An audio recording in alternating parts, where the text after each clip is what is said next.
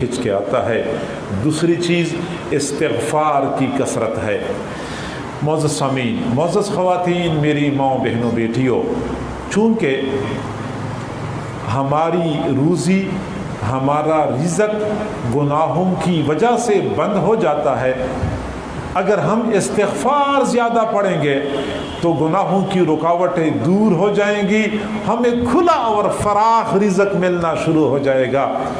حضرت حسن بصری رحمۃ اللہ علیہ کے پاس ایک آدمی آیا، عرض کیا کہ حضرت بارش نہیں ہو رہی، قحط سالی ہے، باغات جل گئے، کھیت ویران ہو گئے۔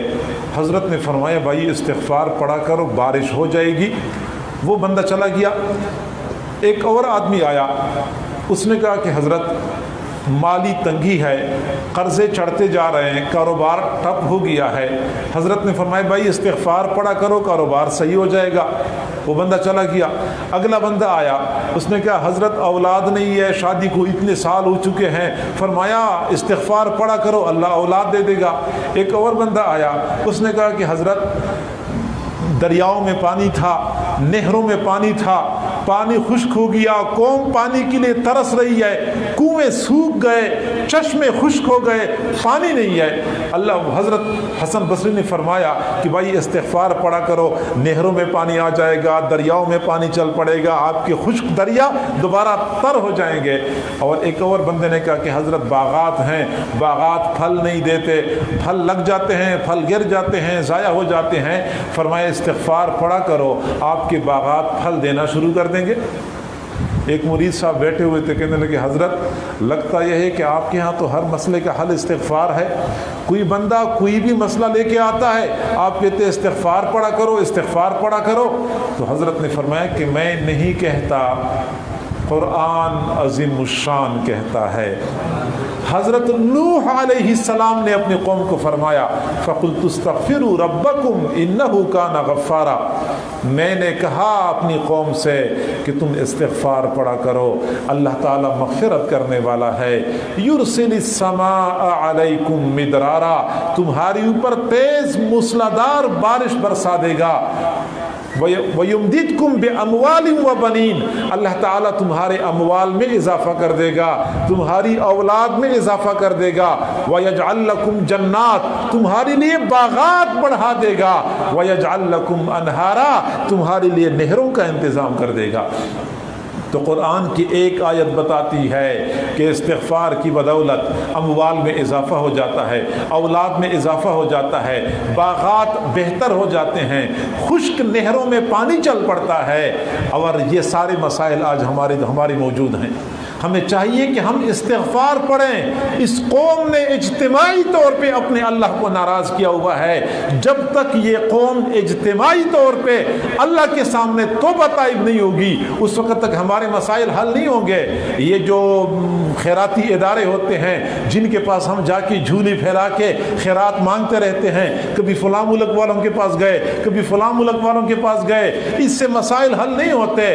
ان سے پچھلے حکمرانوں نے بھی خیرات مانگنے میں کوئی کمی نہیں کی تھی، شاید ان سے زیادہ خیرات مانگی ہوگی، یہ ان سے زیادہ خیرات مانگنے کی کوشش کر رہے ہیں۔ خیرات مانگنے سے مسئلے حل نہیں ہوتے، قرضے لینے سے مسئلے حل نہیں ہوتے، دوسروں کے سامنے دل کا دکڑا سنانے سے مسئلے حل نہیں ہوتے۔ مسئلے وہاں سے حل ہوں گے جہاں سے مسائل نازل ہوتے ہیں، جہاں سے مسائل نازل ہوتے ہیں وہاں سے مسائل کا حل بھی نازل ہوتا ہے۔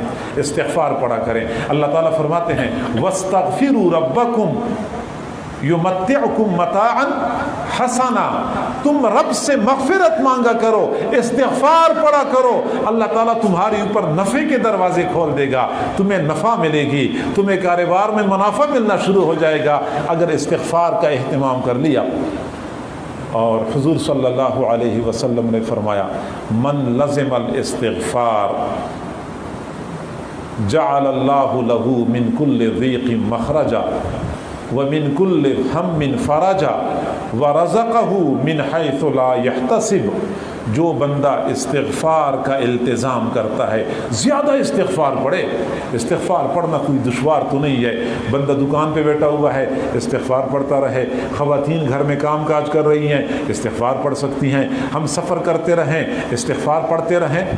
مجھے تو اتنا یقین ہے، صرف یقین نہیں بہت آزمایا ہوا ہے، جب بھی کوئی بندہ کسی مشکل میں پھنستا ہے، کسی پریشانی میں گھیرے میں آ جاتا ہے، استغفار بندے کے لیے ایسے راستے بنا دیتا ہے کہ بندہ حیران ہو جاتا ہے۔